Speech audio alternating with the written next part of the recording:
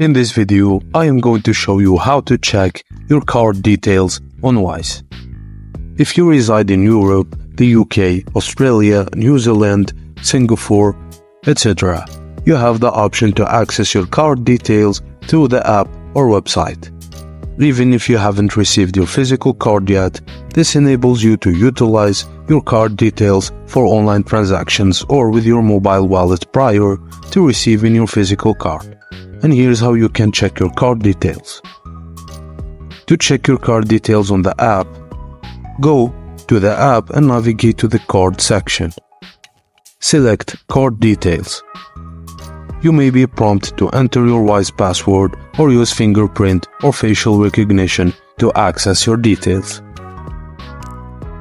To check your card details on the website, log into your Wise account on the website.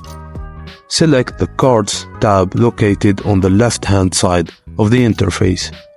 Choose Show Card Details, and you may need to input your Wise password to view your card details. Remember to exercise caution and only save your card details with websites and apps that you trust. If you encounter any suspicious activity on your card, don't hesitate to report it promptly.